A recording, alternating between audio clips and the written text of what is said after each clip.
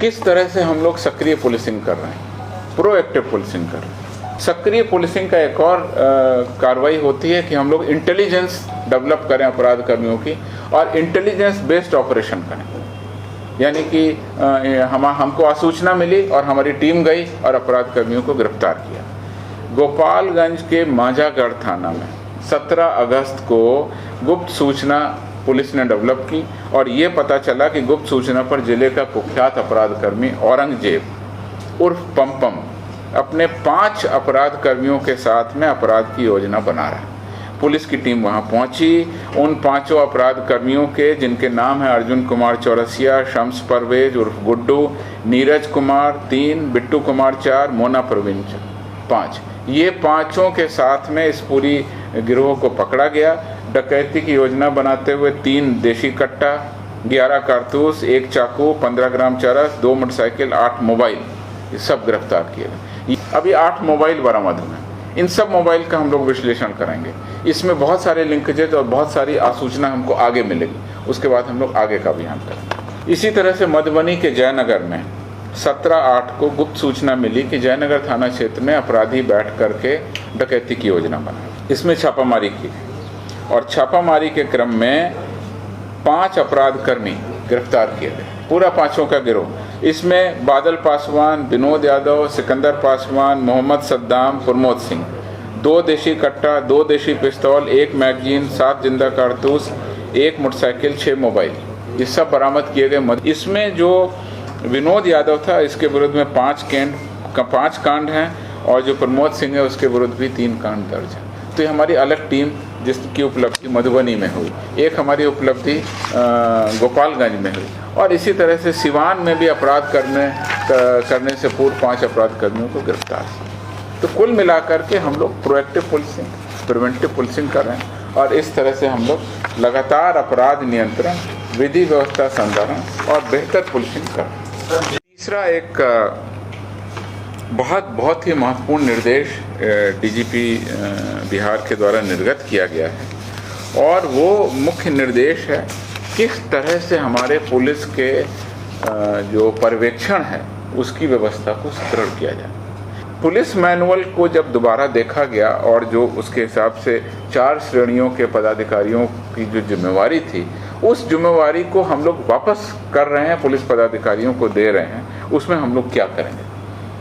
Police अधीक्षक का दायित्व अब हमने दोबारा रिफिक्स किया और पुलिस अधीक्षक सभी तरह के पेशेवर अपराध से संबंधित जो भी कांड होगा उसका पर्यवेक्षण, उनका नियंत्रण और उस कांड में अंतिम निर्णय लेने की पावर और न केवल उनके कांड के अनुसंधान बल्कि कोर्ट में ट्रायल किस लेवल पर है, ट्रायल में अभियुक्तों को सजा हो रही कि नहीं हो रही है, ट्रायल से रिलेटेड गवाहों की उपस्थिति हो रही कि नहीं हो रही, उन सारे मामलों का निर्णय एसपी लेंगे। न केवल पेशेवर अपराधी बल्कि सभी अंतर जिला, अंतर्राज्यीय, अंतर्राष्ट्रीय स्तर के जो भी कांड जिसमें किसी भी तरह के संगठित गिरोह की संलिप्तता है, ये लेवल का डिसीजन एसपी स्वयं करेंगे।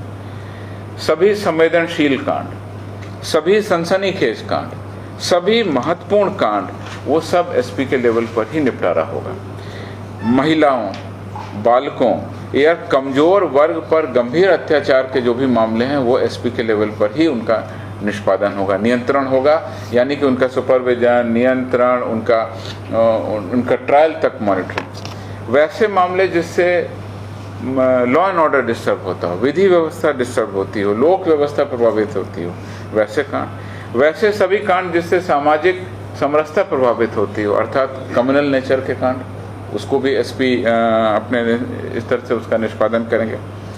बड़ी सरकारी राशि के गबन से जुड़े मामले, उन सब मामलों का निष्पादन एसपी के लेवल से हो। अन्य कांडों में कांडों की क्या प्रकृति है, क्या निपटारा है, उसके बारे में निर्णय और उनके बारे में नियंत्रण करने की शक्ति एसपी निर्धारित करेंगे और एफआईआर पर ही लिखेंगे कि इस कांड में मैं निर्णय लूंगा। एसपी के लिए कैटेगरी हमने आपको बता दिया, इन मामलों में एसपी को स्वयं निर्णय लेना पड़ेगा। जो बाकी कैटेगरीज हैं उसमें एसपी को निर्णय लेना होगा कि ये कांड एसडीपीओ के लेवल पर निर्णय लिया जाएगा, ये कांड इंस्पेक्टर के लेवल पर निर्णय लिया जाएगा। और कुछ बहुत ही छोटे मोटे कांड हैं जिसमें कि हम लोग ये पावर इंस्पेक्टर और एसएचओ को देंगे कि जो अपने लेवल से इस कांड में पर्यवेक्षण करेंगे, अनुसंधान कराएंगे और अंतिम निर्णय लेंगे।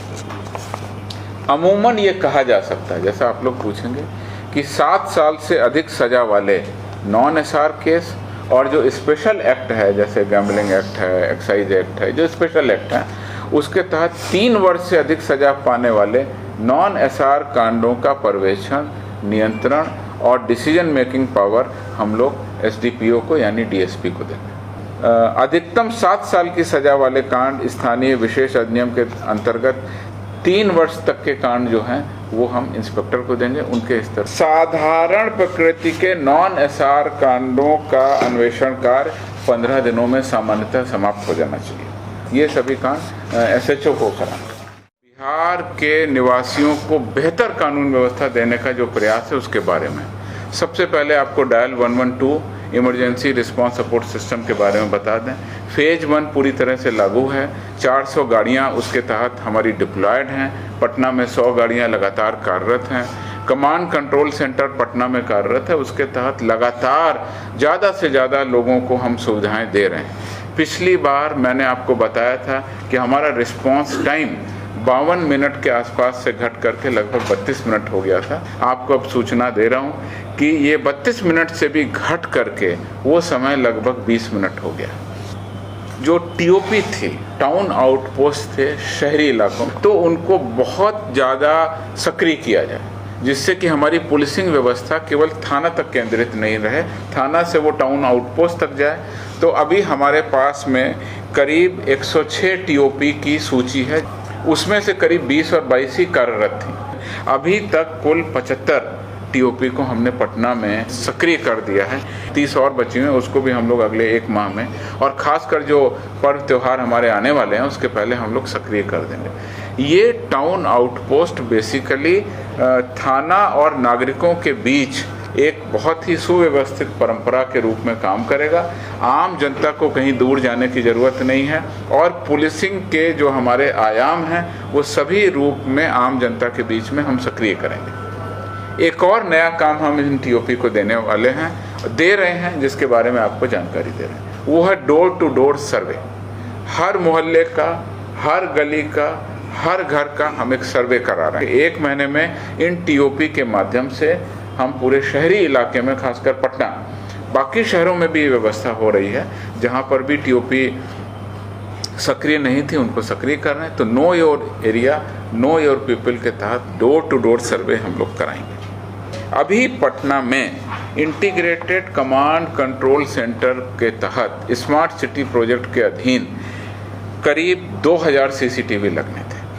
अभी जो जानकारी मिली है करीब 1600 के आसपास उसमें सीसीटीवी लग गए हैं, फंक्शनल हैं, कार्यरत हैं। इन सीसीटीवी के माध्यम से कोई भी अपराध होने पर अपराध कर्मियों का फोटो, चित्र और पूरे घटनाक्रम जब आ जाता है तो बहुत अनुसंधान में मदद मिलती है। अभी फिलहाल 1600 सीसीटीवी लगभग हमारे कार्यरत हैं, और 1 महीने में हम 400 और करेंगे। 2000 सीसीटीवी के अलावा और कितने सीसीटीवी लगाने हैं, इसके बारे में भी हम लोग फेज 2 में नया प्रोजेक्ट बना के हम लोग सैंक्शन करेंगे। एक और कार्यक्रम हम कर रहे हैं, जब हम डोर टू डोर सर्वे करेंगे तो आम जो हमारे मोहल्ले के लोग हैं, जो प्रतिष्ठान हैं, जो दुकानें हैं, उन लोगों से हम अनुरोध करेंगे कि आप अपने घरों के आगे, दुकानों के आगे, या जो भी आप लोग उचित समझते हैं वहाँ पर भी सीसीटीवी लगाइए। वो जब स्वयं लगा लेंगे उसको भी हम स्मार्ट सिटी के जो इंटीग्रेटेड कमांड कंट्रोल सिस्टम है उसके नेटवर्क में जोड़ देंगे। अपराध एक दृष्टिकोण होगा, महिलाओं की सुरक्षा दूसरा दृष्टिकोण होगा हमारा, और तीसरा दृष्टिकोण होगा किसी भी तरह की कोई खतरा या कोई विदेश विरोधी गतिविधि या कोई भी किस तरह की योजना बनती है तो उस पर हम लोग सीसीटीवी के नेटवर्क के तहत पूरी निगरानी रख सकें। चौथी कार्रवाई जो हम लोग करेंगे वो है ग्राउंड लेवल पर जो हमारी बीट पेट्रोलिंग है उसको हम लोग और मजबूत करेंगे। जो टीओपी है उसमें जो हमारे पदाधिकारी और कर्मी डेपुटेड हैं उनको वार्ड वाइज, मोहल्ले वाइज, गली वाइज हम लोग एरिया दे रहे हैं, वहाँ पर जाएंगे, डोर टू डोर सर्वे करेंगे और वहाँ पर गश्ती भी करेंगे। गश्ती किस तरीके से होगी, आर्म्स होंगे या सादा ड्रेस में होगी या किस तरह से होगी, वो हम लोग एक फीडबैक का मैकेनिज्म बनाएंगे। उसके तहत डोर टू डोर बेसिक जो हमारी पेट्रोलिंग है उसको भी हम लोग चिन्हित करेंगे। जैसा कि आपको पता है, जानकारी है और लगातार सूचनाएं आपको दी जा रही हैं, बिहार में अपराध और विधि व्यवस्था को लेकर की स्थिति पूरी तरह नियंत्रण में है। लगातार स्थिति में सुधार हो रहा है। जहाँ तक आंकड़ों की बात है, पिछले वर्ष हमने आपको आंकड़े दिए थे, क्राइम इन इंडिया 2021 के आंकड़े जो सरकार ने पब्लिश किए थे, उसके आधार पर बिहार का पूरे देश के राज्यों की तुलना में 24वां स्थान था कि बिहार में कुल संज्ञेय अपराध की दर 1 लाख जनसंख्या के आधार पर 228 है, 2021 के आंकड़े, जबकि पूरे देश में ये संख्या 445 है। तो लगभग आधी अपराध की दर से बिहार एक शांत अपराध नियंत्रण और विधि व्यवस्था के दृष्टिकोण से बहुत ही अनुकूल प्रभाव वाला प्रदेश है और पूरे बिहार के प्रदेशवासियों पर इस पर गर्व होना चाहिए। जबकि जनसंख्या की अगर आप बात करें तो बिहार तीसरे स्थान पर है जनसंख्या के दृष्टिकोण से, अपराध के दृष्टिकोण से 24वें स्थान पर है। कि इस वर्ष 2022 में और 2023 में जून तक ज़्यादा से ज़्यादा अपराध कर्मियों की गिरफ्तारी हुई है। अगर हम लगभग आंकड़ों की बात करें तो पिछले 15 से 20 सालों में जितनी अपराध कर्मियों की गिरफ्तारी हुई थी प्रतिवर्ष, उसके हिसाब से इस साल सबसे ज़्यादा अपराध कर्मियों की गिरफ्तारी का ट्रेंड बना हुआ है। Highest recovery of fire arms और एमुनिशन हुआ है इस बार, जैसे ट्रेंड बन रहे हैं, और मिनी गन फैक्ट्री का भी लगातार उद्भेदन हो रहा है, जैसा कि हम आपको लगातार प्रेस कॉन्फ्रेंस में बता रहे हैं। इस प्रकार से आप लोगों से अनुरोध है कि अपराध के बारे में कोई भी प्रचार या इस तरह की समेकित न्यूज़ करने से पहले तथ्यों की जांच कर ली जाए। किसी भी प्रकार के दुष्प्रचार या तथ्यहीन आंकड़ों के आधार पर कोई जनरल न्यूज़ चला करके पूरे बिहार प्रदेश की जनता और बिहार प्रदेश के जो लॉ एंड ऑर्डर अरेंजमेंट है उस पर कोई टिप्पणी न की जाए। माननीय उच्चतम न्यायालय द्वारा भी फेक न्यूज़ के संबंध में मीडिया को आवश्यक सलाह दी गई है।